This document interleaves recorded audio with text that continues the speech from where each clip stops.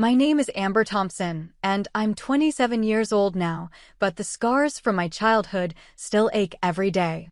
When I was 10, my sister Stephanie's falling game left me with a broken arm that my parents laughed off as dramatics.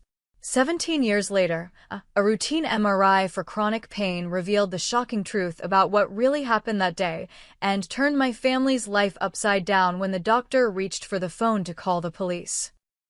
I never imagined medical evidence would finally validate what nobody believed back then. If you're watching this, drop a comment saying where you're from, hit like and subscribe, and stay with me because my story might help you recognize when a child in your life is silently screaming for help. From the outside, the Thompson family looked picture perfect. My father Bradley was a successful accountant. My mother Samantha taught second grade at the local elementary school, and we lived in a spacious 4-bedroom house in a nice suburban neighborhood with manicured lawns and weekend barbecues. But inside those walls, a very different reality existed, one where the family hierarchy was clearly established, and I was at the bottom. My sister Stephanie was 3 years older than me, and from my earliest memories, she was the golden child. She had our parents wrapped around her finger with her charming smile, outgoing personality, and remarkable ability to transform into the perfect daughter whenever adults were watching. To everyone outside our home, Stephanie was polite, helpful, and mature beyond her years. Teachers adored her, neighbors commented on what a lovely girl she was, and my parents beamed with pride at every compliment. I was different. While Stephanie was confident and social, I was quiet and introspective. I loved drawing, reading for hours in my bedroom, and making up stories in my journal. My second grade teacher once told my mother I had an old soul and a vivid imagination. Unfortunately, in my family, these traits weren't celebrated. They were seen as weaknesses. My sensitivity was met with eye rolls and comments like, "toughen up," or "stop being so dramatic." The disparity in how we were treated was subtle at first, but became more obvious as we grew older. When Stephanie brought home an A on a test, she'd receive enthusiastic praise and sometimes a small reward. When I achieved the same, it was met with a quick, "good job," and immediate redirection to something else. If we both misbehaved in the same way, her punishment would be lighter or sometimes non-existent, while I'd lose privileges for days. "Stephanie is just more responsible," my mother would say when I pointed out the unfairness. "When you're older, you'll understand." But the truth was, Stephanie had mastered the art of manipulation. She knew exactly how to present herself to adults while being completely different when they weren't looking. By age 9, she had developed an almost scientific approach to tormenting me without leaving evidence. One of her favorite tactics was to pinch the sensitive skin under my upper arm, hard enough to bring tears to my eyes, but never hard enough to leave a mark. She'd wait until our parents were just out of sight, but close enough to hear if I cried out. When I inevitably did, she'd immediately adopt a confused, innocent expression. "What's wrong with you?" my father would call from the other room. "Nothing," Stephanie would answer quickly. "Amber's just being weird again." And that would be that. No investigation, no questions, just an assumption that I was overreacting as usual. My childhood friend Kayla Wilson was one of the few people who witnessed the reality of my relationship with Stephanie. Kayla lived next door and often came over to play. During one play date when we were about 8, Stephanie stormed into my room, grabbed the doll I was playing with, and snapped its arm off before tossing it back at me. "What did you do that for?" Kayla asked, her eyes wide with shock. "It's my doll too," Stephanie replied coolly. "And if you tell my mom, I'll say you both broke it and Amber's trying to blame me." When Kayla suggested we tell my mother anyway, I shook my head. It won't matter. They never believe me.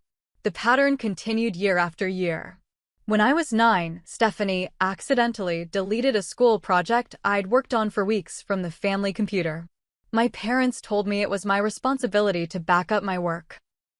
When she borrowed my favorite sweater and returned it with a stain, I was criticized for making a big deal about material things.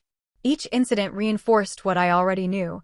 In our family, Stephanie could do no wrong, and I could do no right. As Stephanie entered middle school, her tactics escalated. The psychological torment continued, but she began adding physical intimidation to her repertoire. She'd stand too close, raise her hand as if to strike me, then laugh when I flinched. She'd accidentally bump into me while carrying hot chocolate, causing minor burns that she'd immediately apologize for with such conviction that even I almost believed it was unintentional. It was just an accident, became her mantra, one that my parents readily accepted without question. By the time Stephanie was 13 and I was 10, our dynamic was firmly established. She was the perfect daughter who occasionally had to deal with her overly sensitive, dramatic little sister. I was the family problem, the one who needed to learn to be tougher, less emotional, more like my sister. What none of them realized was that Stephanie's behavior was about to cross a line from cruel to dangerous, and the consequences would echo through our lives for years to come. It started on a rainy Saturday afternoon in April. Stephanie was bored, and a bored Stephanie was always dangerous for me. I was sitting on my bed, drawing in my sketchbook, when she appeared in my doorway with a glint in her eye that I'd learned to fear. "Let's play a game," she announced, her tone making it clear this wasn't a suggestion. "I'm busy," I mumbled, not looking up from my drawing. I'd learned that direct refusal would only make things worse, but sometimes I could redirect her attention. Not this time. She walked over and snatched my sketchbook, holding it up high out of my reach. "It's called the falling game," she continued as if I hadn't spoken. "It's really fun." "Give that back," I said, standing on my bed to try to reach my sketchbook. "I will, after we play." Her smile widened. "Unless you want me to show Mom and Dad what you wrote about them in your diary." My blood ran cold. I hadn't even realized she'd found my diary, hidden under my mattress. Inside were my honest feelings about how unfairly I was treated, how much it hurt when they dismissed my feelings, how sometimes I wished I had different parents. If they read those words, I was certain they'd never forgive me. "What do I have to do?" I asked quietly, defeated before the game had even begun. The falling game turned out to be exactly what it sounded like. Stephanie would push me, and I would fall. The first time, she had me stand on my bed and then shoved me off onto the floor. It hurt my knees, but it wasn't terrible. She seemed disappointed by my lack of reaction. The next time, a week later, she upped the stakes. We were alone in the house for an hour while our parents went grocery shopping. Stephanie led me to the staircase. "Stand on the third step," she instructed. "No way," I protested. "That's dangerous." She pulled my diary from her pocket. "I wonder what Mom would think about page 12? Reluctantly, I stood on the third step. Stephanie positioned herself behind me. "Now close your eyes and fall backward," she said. "I'll catch you." "You promise?" I asked, my voice small. "Cross my heart," she replied.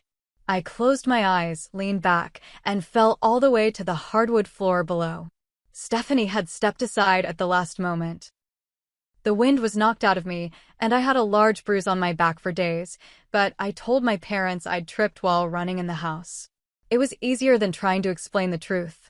The game continued for months, with Stephanie finding new and more frightening ways to make me fall. She'd push me off the back porch, trip me in the yard, or shove me into the pool when no one was looking. The threats escalated too.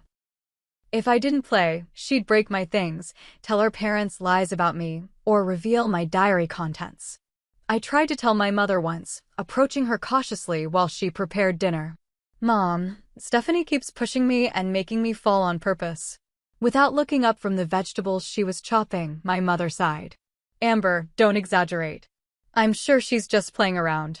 But she calls it the falling game, and she threatens me if I don't enough." She interrupted, her knife pausing momentarily. "Your sister would never do something like that. You need to stop making up stories for attention." The dismissal stung worse than any of my falls. I realized then that no matter what Stephanie did, my parents would never believe me over her. As the game continued, Stephanie occasionally invited her friends Heather Jackson and Jessica Murphy to watch. They never participated directly, but they never intervened either. They'd giggle nervously when Stephanie would demonstrate her power over me, probably relieved they weren't her targets. "Your sister is kind of mean. Heather whispered to me once when Stephanie left the room. "Why don't you tell your parents?" Jessica added. "They don't believe me," I replied simply. They exchanged uncomfortable glances, but said nothing more. The worst incident before the broken arm came when Stephanie had me climb onto the backyard fence. It was about 5 feet high, made of wooden planks with a flat top. She told me to walk along it like a balance beam. "If you make it all the way across, I'll leave you alone for a whole week," she promised. Desperate for a reprieve, I tried. I made it about halfway before Stephanie suddenly yelled and startled me. I lost my balance and fell, narrowly missing a garden rock with my head. Instead, I landed hard on my side in the flower bed, destroying my mother's prized begonias. The punishment for the flowers was no television for 2 weeks. The pain in my side lasted just as long, but I didn't tell anyone about that part. After each incident, I developed new anxieties. I began having stomachaches before school, afraid of what Stephanie might do on the walk home. I had trouble sleeping, jumping at every creak in our old house. I became hypervigilant, always aware of where Stephanie was and what mood she seemed to be in. But nothing prepared me for what happened next. A few days after my 10th birthday, Stephanie found me reading in the backyard and announced she had a special version of the game planned. "This one is going to be epic," she said with a smile that sent chills down my spine. "Meet me behind the shed after lunch tomorrow. And remember what happens if you don't show up." That night, I could barely sleep, my mind racing with possibilities, each more frightening than the last. I had no idea that the next day would change my life forever. The morning of the incident was deceptively beautiful. It was a Saturday in early June, with clear blue skies and a gentle breeze that carried the scent of my mother's roses through the open windows of our home. I remember staring out my bedroom window, desperately wishing I could disappear. My stomach was in knots, my breakfast untouched as the clock ticked closer to lunchtime. At precisely noon, my father called up the stairs. "Kids, lunch is ready." We gathered around the kitchen table. My father reading the newspaper, my mother placing turkey sandwiches in front of us, and Stephanie sitting across from me with that knowing smile that only I could interpret. She kicked my shin under the table and mouthed the words, "1 hour," when our parents weren't looking. I forced myself to eat half my sandwich, though each bite felt like swallowing sand. When lunch was over, my father retreated to his home office to catch up on work, and my mother settled in the living room with her book club selection. Stephanie gave me a pointed look before heading upstairs to her room. At 1 o'clock, I made my way to the backyard, my footsteps heavy with dread. Our property backed up to a small wooded area, and the shed sat at the edge of our lawn, partially hidden by a large oak tree. When I rounded the corner, I found Stephanie waiting, a coil of rope in her hands. "You're late," she said, though I wasn't. "What's the rope for?" I asked, my voice barely above a whisper. "Today, we're going to play the ultimate falling game," she announced proudly. "You're going to climb up there." She pointed to the roof of the shed. It wasn't extremely high, maybe 8 feet off the ground, but to my 10-year-old self, it might as well have been a skyscraper. "No way," I said, backing up. "That's too dangerous. I could really get hurt." "Don't be such a baby," she scoffed. "I've climbed up there tons of times. Besides," she pulled my diary from her pocket, a different one than before, my new secret diary I thought I'd hidden well inside my pillowcase. "I found some interesting stuff in here about how you think Mom and Dad love me more than you. Imagine how sad they'd be to read that." Tears sprang to my eyes. "Please, Stephanie. Don't make me do this." "It's easy," she insisted, ignoring my plea. "I'll help you up, and all you have to do is stand at the edge and jump. There's soft grass below, it'll be fine." When I still hesitated, her expression darkened. "Fine. I guess I'll go show Mom what you wrote about her cooking." "What was it?" "Sometimes I pretend to like Mom's lasagna because everyone would get mad if I said it tastes like garbage." It was such a small thing, but in our family, criticizing my mother's cooking was tantamount to treason. With a sinking heart, I walked toward the shed. Stephanie had already positioned the old wooden ladder our father used for cleaning the gutters. It looked ancient and rickety, with one rung visibly cracked. "You go first," I said, a last desperate attempt to ensure my safety. Nice try. You're going up, or everyone sees your diary. Now. With trembling hands, I began to climb. The ladder shifted slightly under my weight, and I gasped, clinging tighter to the sides. Hurry up! Stephanie called from below. Step by step, I made my way up. When I reached the top, the challenge of getting from the ladder onto the sloped roof of the shed became apparent. I hesitated, looking down at Stephanie. I can't do it, I said. It's too hard to get on the roof. Just swing your leg over and pull yourself up, she instructed impatiently. Do it now, or I'm going inside with this. She waved my diary. I took a deep breath and tried to do as she said, swinging my right leg over to touch the roof. As I shifted my weight, the ladder wobbled. I froze in terror. Stop being so dramatic. Stephanie snapped. Look, I'll hold the ladder steady. She grabbed the sides of the ladder, and I cautiously continued my ascent. Finally, I managed to scramble onto the roof, my heart pounding so hard I could feel it in my throat. The shed roof was covered in old asphalt shingles that scratched my palms and knees as I crawled to the center. Stand up, Stephanie commanded from below. I can't, it's too steep. I called back, genuine panic in my voice. Stand up, or I'm getting the diary right now. Slowly, carefully, I pushed myself to my feet, my arms outstretched for balance like a tightrope walker. The roof felt unsteady beneath me, bits of old shingle crumbling under my sneakers. Now walk to the edge and jump. Stephanie called, excitement in her voice. I inched forward, each step a terrifying eternity. When I reached the edge, I looked down. The ground seemed miles away, though it was only about 8 feet. Stephanie stood back now, watching expectantly. I'm scared, I admitted, tears streaming down my face. Just jump already, she shouted, losing patience. Or are you too much of a baby? I want to come down, I sobbed. Please, let me use the ladder. Jump or I'm going inside right now, she threatened, taking a step toward the house. I looked down again, trying to convince myself it wasn't that far. Maybe if I sat down first and then lowered myself? I began to lower my body, but as I did, my foot slipped on a loose shingle. I felt myself falling, but not in the controlled way I'd planned. My body twisted in the air, my arms flailing wildly as I tried to regain control. The impact came with a sickening crack that I felt more than heard. I landed awkwardly on my left side, my arm taking the brunt of the fall. Pain unlike anything I'd ever experienced shot through me, white-hot and blinding. I screamed, a primal sound that tore from my throat without conscious thought. Stephanie was at my side in an instant, her expression a mixture of shock and fear. Shut up, she hissed. You're fine. Stop screaming. But I couldn't stop. The pain was overwhelming, consuming every part of me. I looked down at my arm and nearly fainted. It bent at an unnatural angle just above the wrist. Stephanie's fear quickly transformed into self-preservation. I'm getting Mom and Dad, she said, running toward the house. Don't tell them I made you climb up there. Minutes later, my parents rushed into the backyard. My mother reached me first, her eyes widening at the sight of my arm.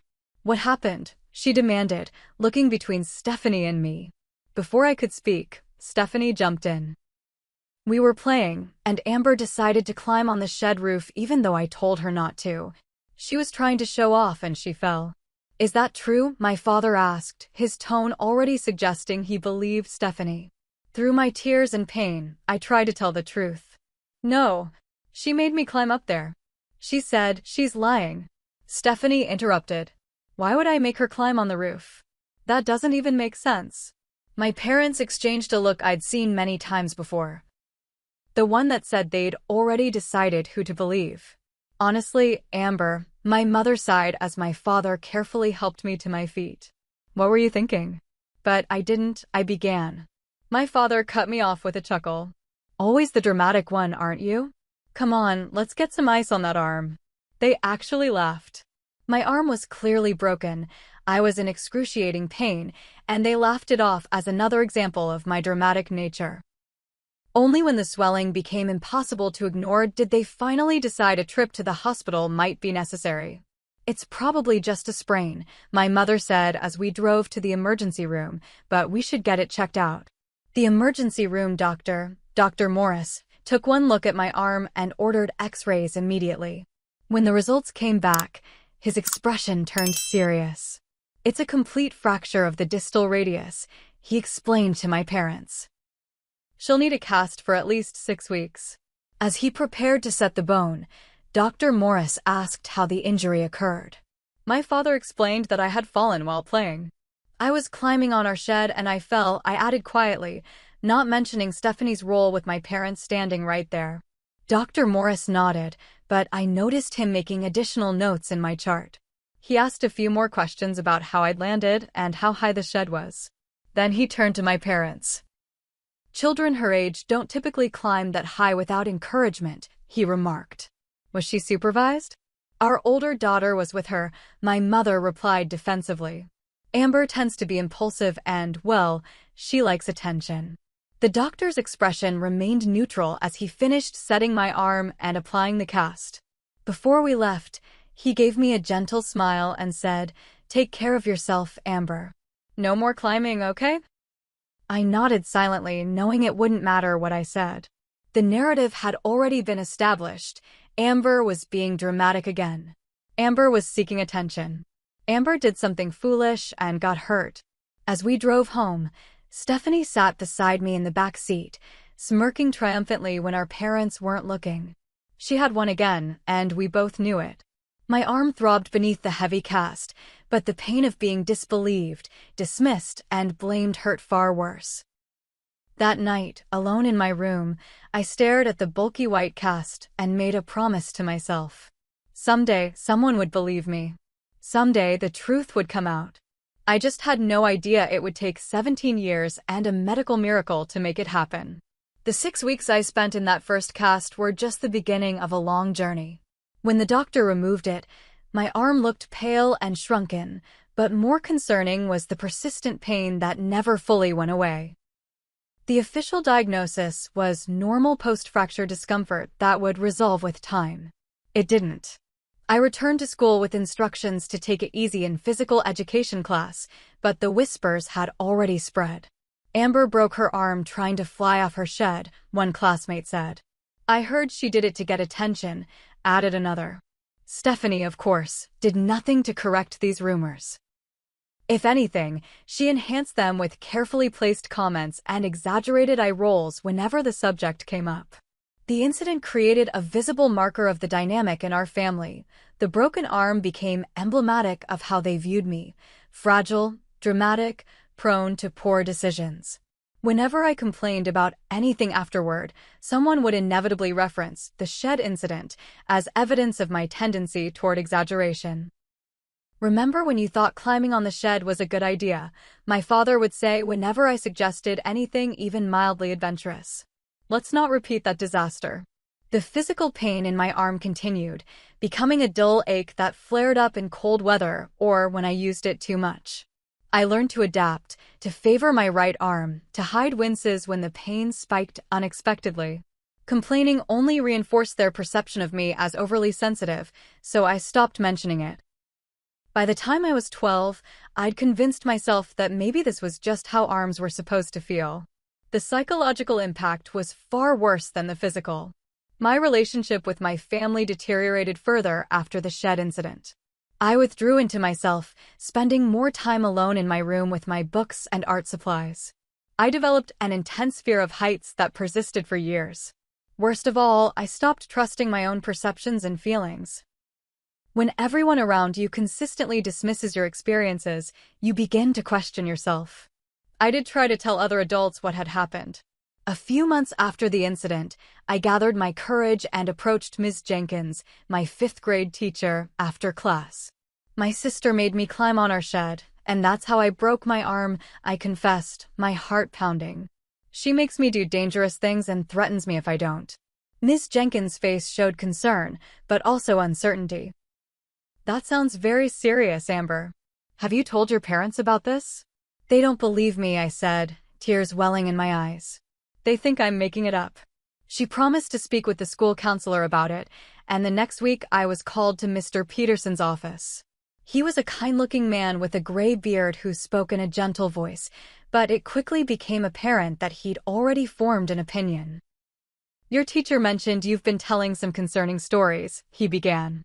"I've spoken with your parents, and they're worried about your tendency to embellish the truth."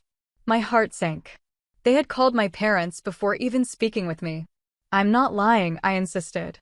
"Stephanie really did make me climb on the shed. Your parents mentioned you've had difficulty adjusting since your sister entered middle school," he continued as if I hadn't spoken. "Sometimes when older siblings get more independence, younger siblings feel left out and try to get attention in other ways." I left his office with a pamphlet about healthy sibling relationships and the crushing realization that no adult was going to help me. The system was designed to believe parents over children, and my parents believed Stephanie over me. I was trapped. As Stephanie entered her teenage years, her methods of control became more sophisticated. The falling game ended after the broken arm. Perhaps even she realized she'd gone too far, but she found subtler ways to torment me. She'd borrow my things without asking and return them damaged. She'd make cutting comments about my appearance when no one else could hear. She'd sabotage my friendships with casual lies told to my classmates. One unexpected blessing came in my freshman year of high school when I met Mr. Brian Taylor, my art teacher. He noticed my talent for painting and encouraged me to express myself through art. More importantly, he seemed to see beyond my quiet exterior to the pain beneath. "Your paintings have a lot of shadows in them, Amber," he observed one day after class. "There's beauty there, but also darkness." For a moment, I considered telling him everything about Stephanie, about the shed, about years of not being believed. But the memory of previous attempts stopped me. Instead, I simply nodded. "Art is a safe place to put the things we can't say out loud," he told me.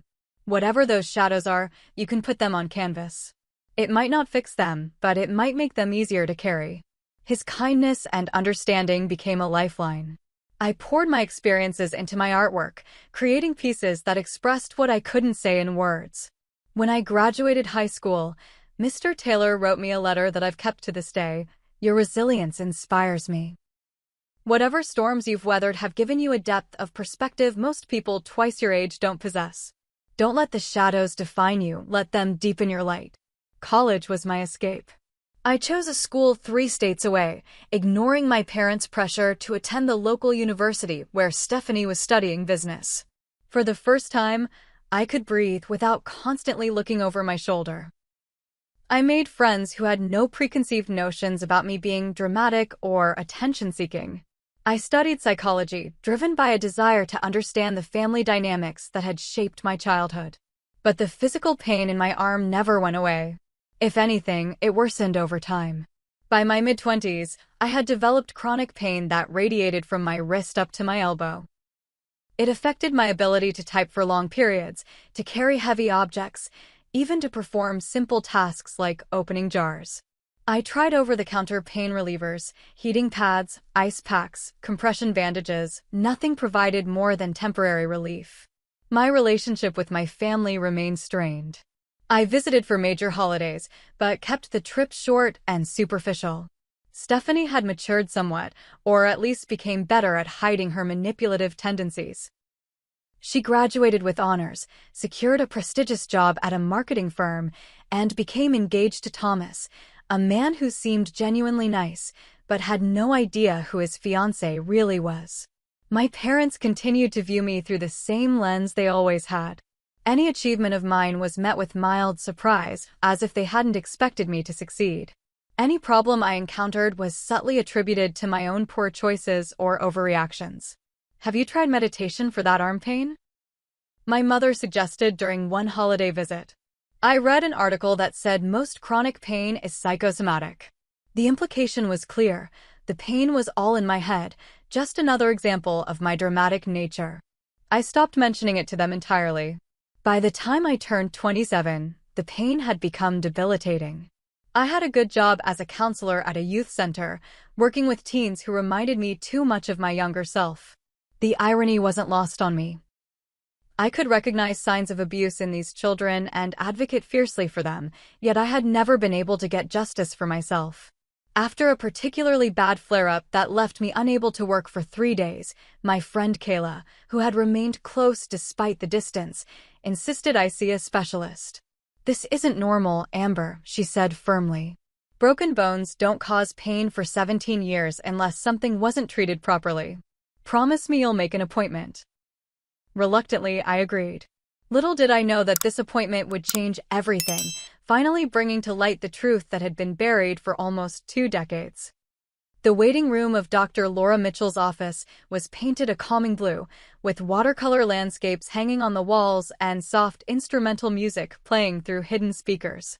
I sat with my intake forms on a clipboard, pen hovering over the section labeled "Reason for Visit." How could I explain 17 years of pain in a few lines? I finally wrote, "Chronic pain in left arm following childhood fracture, progressively worsening. Dr. Mitchell was younger than I expected, perhaps in her early 40s, with kind eyes and a no-nonsense manner that I appreciated immediately. "So, Miss Thompson," she began after reviewing my forms, "you broke your arm when you were 10, and you've had pain ever since?" "Yes," I replied. "It's never really healed properly. At least, that's what it feels like." She asked me to describe the pain, its location, intensity, what made it better or worse. Then she examined my arm, gently manipulating it in different directions and noting when I winced.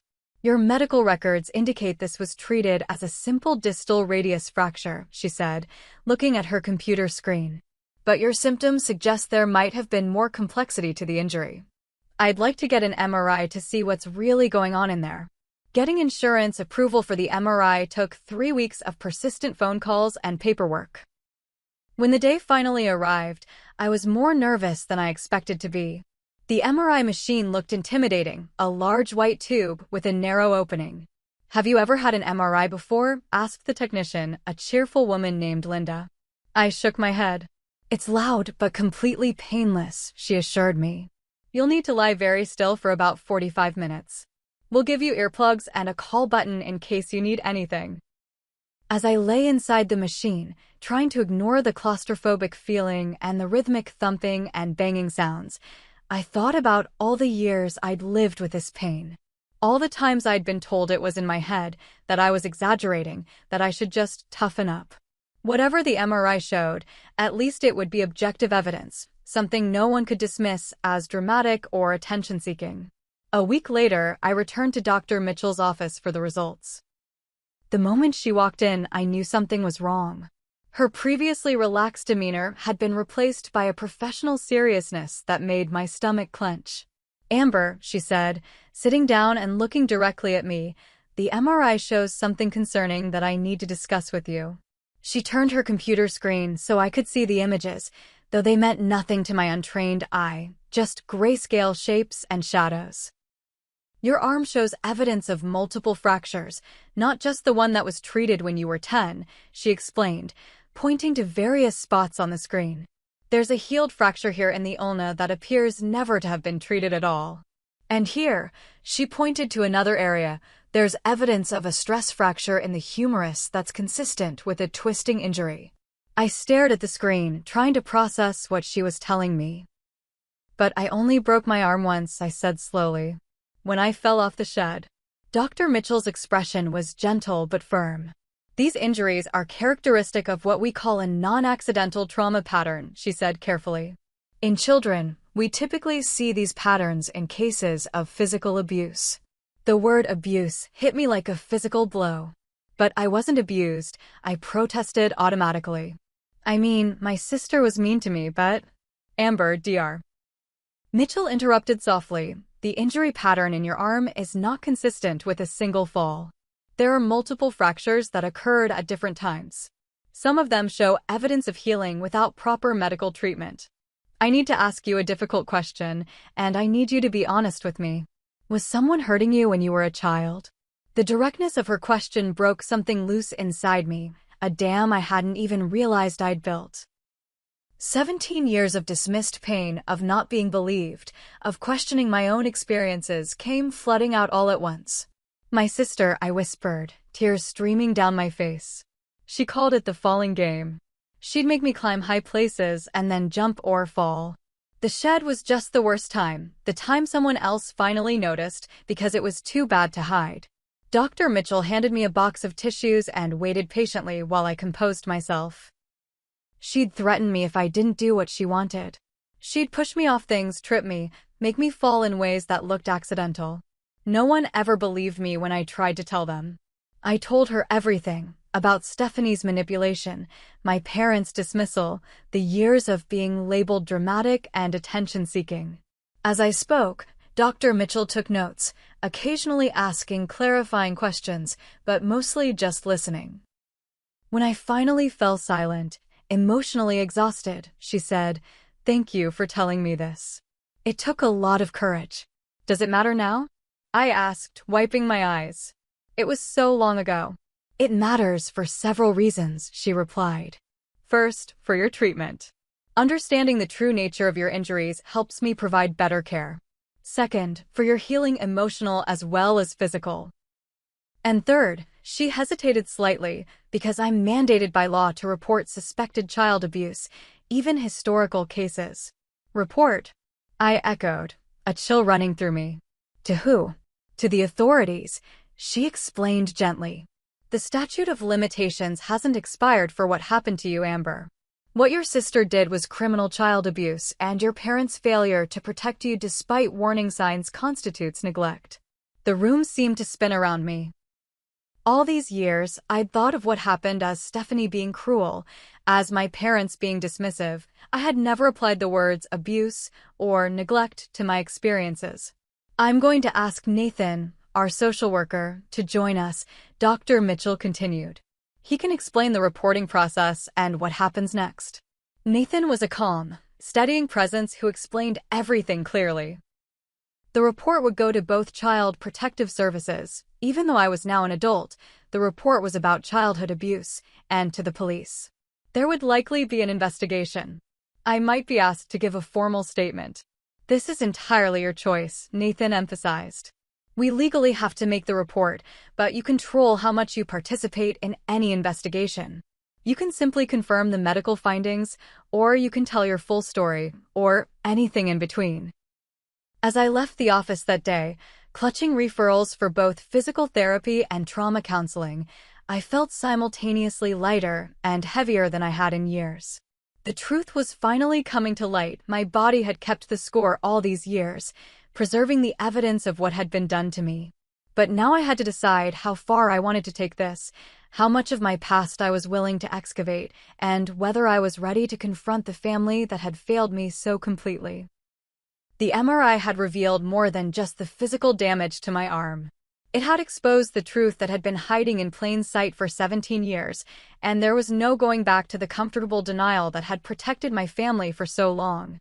Detective Melissa Carter didn't look like the police officers I'd seen on television. There was nothing hardened or intimidating about her.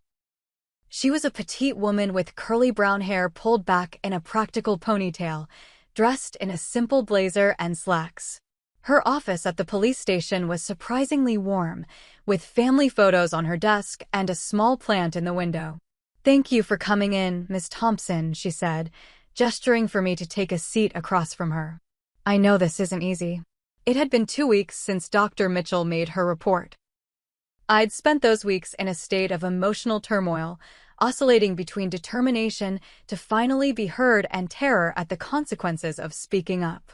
I'd ultimately decided to cooperate fully with the investigation, a decision my new therapist, Dr. Rachel Barnes, had supported.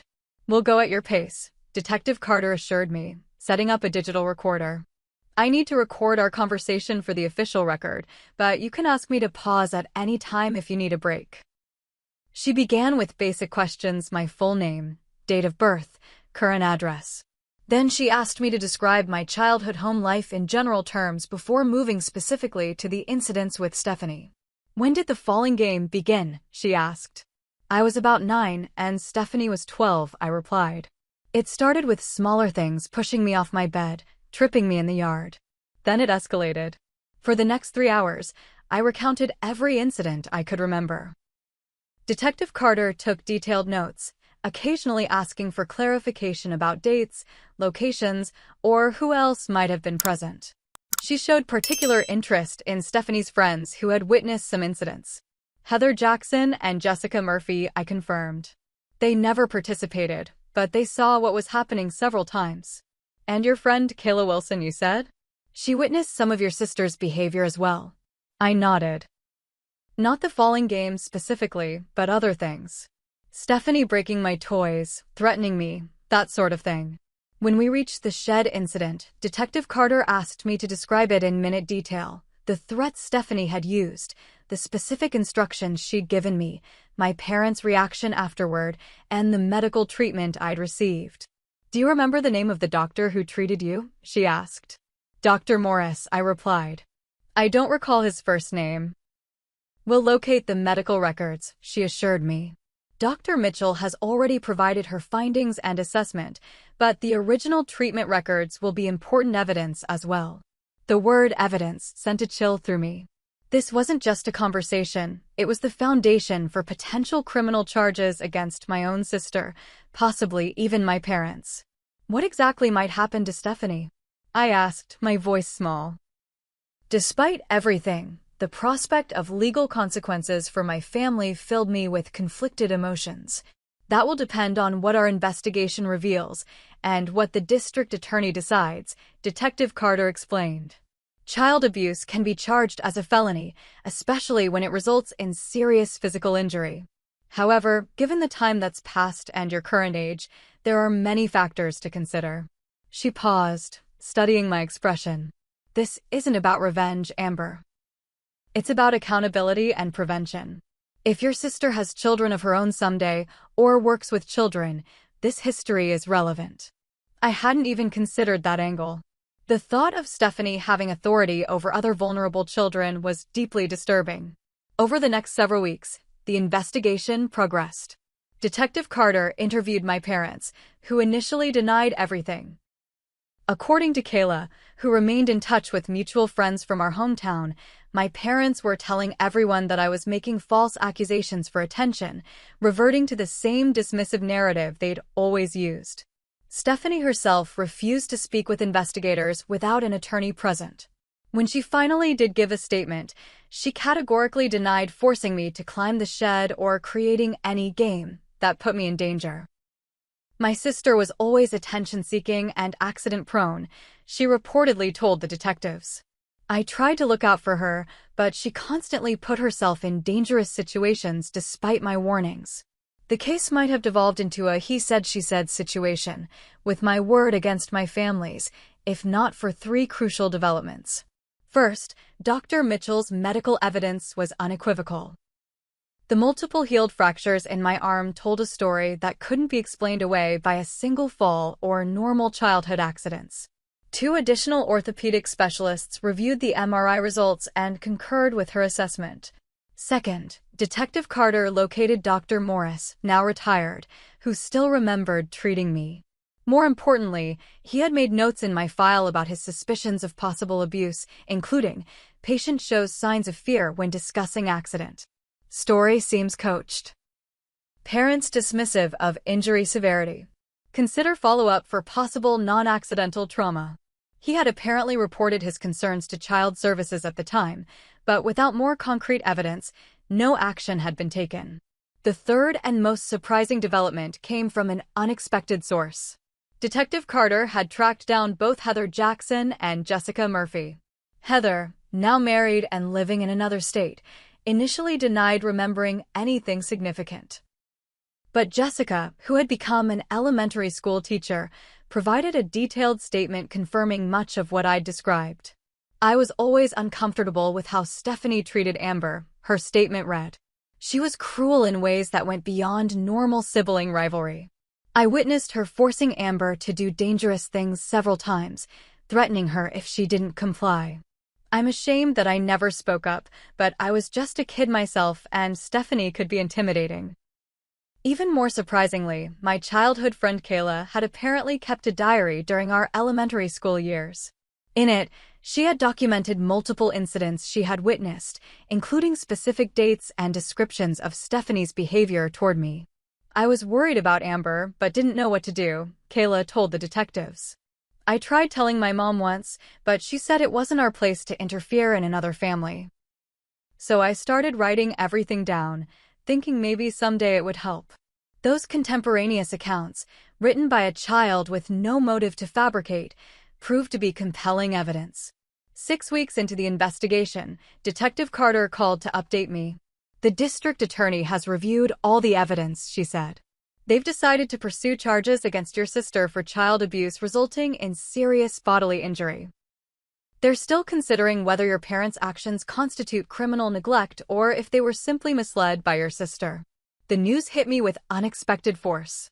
Part of me had never truly believed this would go beyond the investigation stage. Now it was real. Stephanie would face criminal charges for what she had done to me. What happens next?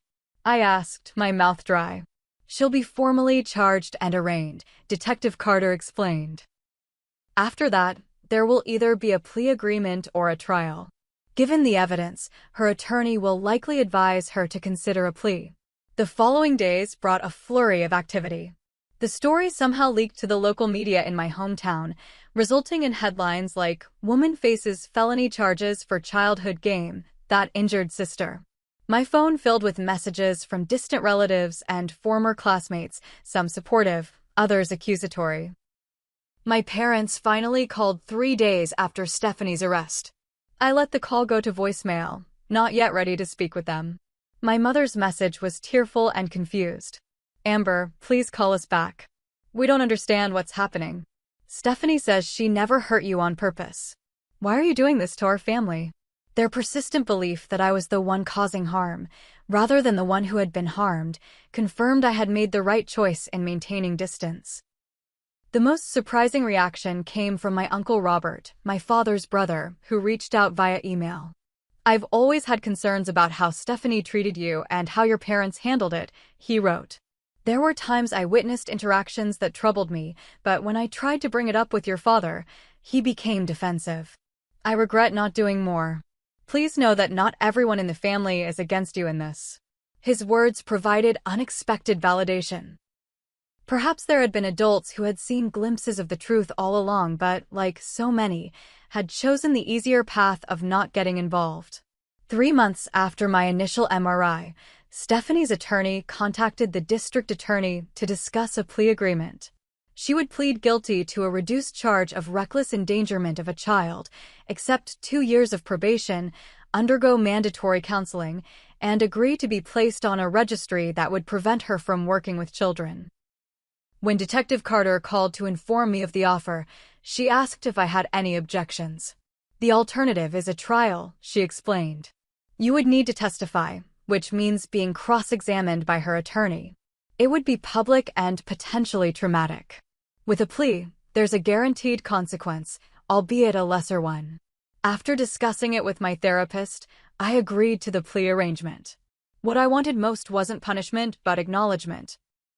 Official recognition that what happened to me was real, was wrong, and was not my fault. The day Stephanie stood before a judge and admitted guilt was the day I finally began to feel truly free. The secret that had defined my life for 17 years was a secret no longer. The truth had finally come to light, validated not just by my testimony, but by medical evidence, witness statements, and ultimately, by the legal system itself. As I left the courthouse that day, Detective Carter shook my hand. "It takes immense courage to speak truth to power," she said. "Especially when that power is your own family. You should be proud of yourself." I was proud, but more than that, I was relieved. The heavy burden of unacknowledged trauma that I'd carried for most of my life had finally been set down. I could now begin the real work of healing, not just my arm, but my heart and mind as well. The courthouse steps seemed an appropriate place for endings and beginnings. As I stood there after Stephanie's sentencing, watching her leave with her attorney, I felt neither triumph nor vengeance, just a profound sense of closure. The legal battle was over, but my journey toward healing was just beginning. Stephanie had accepted the plea deal, formally admitting to reckless endangerment of a child. During the brief hearing, she had made a statement that stopped short of a full apology. "I recognize that my actions as a child caused harm," she'd said, her voice carefully controlled. "I never intended the consequences to be so severe or long-lasting." It wasn't the acknowledgement I might have hoped for, but it was more than I ever expected to receive. My parents sat behind her in the courtroom, their faces drawn and pale. They didn't look at me. 2 weeks after the sentencing, I received a letter from my mother. Unlike her previous communications, which had been full of denial and emotional manipulation, this one showed the first glimmers of recognition. "I don't know how to begin," she wrote. "The evidence the police showed us, the medical reports, Kayla's diary entries, they've forced your father and me to confront things we should have seen years ago. We failed you, Amber. We chose the easier explanation rather than looking deeper when you tried to tell us something was wrong. I'm not asking for forgiveness. I'm just letting you know that we finally believe you. It wasn't everything, but it was something. A crack in the wall of denial that had surrounded my family for decades." My therapist, Dr. Rachel Barnes, helped me process these complex emotions, the validation that came too late, the grief for the childhood protection I never received, the tentative hope that perhaps someday, some form of relationship with my parents might be possible. Healing isn't linear, Dr. Barnes reminded me during one particularly difficult session. You'll have days when it feels like you're moving backward. That's normal and expected. Her guidance was invaluable as I worked through the layers of trauma that the investigation had uncovered. We used EMDR therapy to process the most painful memories, gradually reducing their emotional charge. We explored the ways my childhood experiences had shaped my adult relationships, my tendency toward people-pleasing, my difficulty trusting others. You developed these patterns as survival mechanisms, she explained. They protected you when you were vulnerable. Now you can thank them for their service and develop new patterns that serve your adult life better. The physical healing progressed alongside the emotional. Tyler, my physical therapist, developed a specialized program to address the long-term damage to my arm. The pain that had been my constant companion for 17 years began to diminish as we worked to strengthen the surrounding muscles and improve mobility. Your body has been compensating for these old injuries for a long time, Tyler explained during one session. We're essentially retraining it to move in healthier patterns. 6 months after the court case concluded, I received an unexpected message from Kayla, who had moved back to our hometown after college. "I'm in the city for the weekend. Would you like to meet for coffee?" her text read. We met at a small cafe near my apartment. The years melted away as we hugged, this person who had witnessed the truth of my childhood and had, in her own way, preserved it in her diary entries. "I should have done more," she said as we settled at a corner table. "I knew something was wrong, but I didn't know how to help." "You were just a kid yourself," I reminded her. "And in the end, your diary made all the difference. You did help, just not in the way either of us could have imagined back then." Our reconnection became a regular thing. We met monthly for coffee or lunch, rebuilding a friendship that had been interrupted by time and distance. Through Kayla, I learned that my parents had become more withdrawn in the community, that Stephanie and her fiancé had postponed their wedding indefinitely, that the story had rippled through our hometown in ways both predictable and surprising. "Some people still think you're making it up for attention," she told me honestly. "But others have come forward with their own stories about Stephanie, things she did in high school and college that follow the same pattern. You speaking up has given others permission to do the same." The idea that my story might help others recognize and escape abusive situations became a powerful motivator. A year after the investigation began, I was invited to speak at a conference for school counselors about recognizing signs of sibling abuse. Standing at the podium, sharing my experience with professionals who could make a difference in children's lives, I felt a sense of purpose emerging from the pain. Sibling abuse is often dismissed as normal rivalry, I told the audience. But there's a clear line between typical sibling conflict and systematic abuse of power. Learning to recognize that line could save a child from years of trauma. The presentation led to others, and gradually I found myself becoming an advocate. I volunteered with a local child abuse prevention organization, helped develop educational materials for parents and teachers, and eventually joined their board of directors. My personal life transformed as well.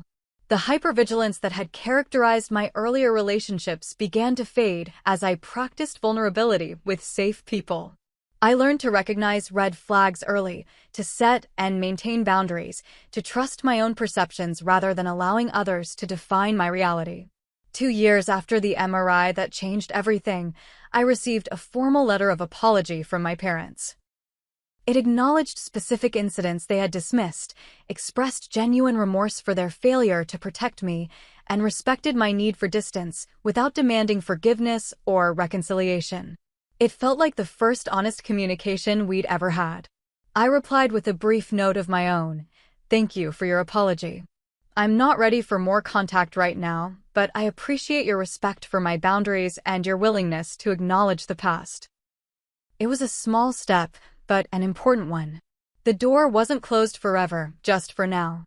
The chronic pain in my arm, while not completely gone, had diminished to a manageable level. The physical therapy had helped, but so had the emotional healing. As Dr. Mitchell had suspected, the two were inextricably linked. As the psychological burden lifted, the physical symptoms improved as well. On the 3rd anniversary of my MRI revelation, I sat in my apartment, reflecting on how far I'd come. The journey hadn't been easy. There had been days of doubt, nights of tears, moments when the weight of it all seemed too much to bear. But there had also been breakthroughs, victories, and a growing sense of peace that I had never thought possible. I opened my journal, not the childhood diary that Stephanie had used against me, but a new one, filled with adult reflections rather than childish fears. I wrote, 3 years ago today, an MRI machine revealed what my body had known all along. That what happened to me was real, was serious, and was not my fault. The journey since then has been the hardest and most healing of my life. I've learned that truth, even delayed by 17 years, still has power. I've learned that healing doesn't mean forgetting or excusing, but integrating the past into a stronger present. Most importantly, I've learned that my voice matters not just for myself, but for others who might still be silent, waiting for permission to speak their own truths. I closed the journal and looked out my window at the city lights. The pain in my arm gave a familiar twinge, but it no longer defined me. It was just one part of a story that continued to unfold, a story that now included not just survival, but growth, purpose, and hope. If you've stayed with me through this difficult story, I want to thank you from the bottom of my heart. Your willingness to witness another person's truth is more powerful than you might realize. If anything in my experience resonated with your own, please know you're not alone. Child abuse, especially sibling abuse, often goes unrecognized and unaddressed, but healing is possible at any age. I'd love to know if my story has impacted you in any way. Have you ever had an experience where you weren't believed about something important? Or have you witnessed something concerning but weren't sure how to help? Please share your thoughts in the comments below. And if you found this story meaningful, please subscribe to my channel and share this video with someone who might need to hear it. Together, we can break the silence that allows abuse to continue. Remember, your story matters too, and there are people ready to listen when you're ready to speak. Thank you for being part of my healing journey.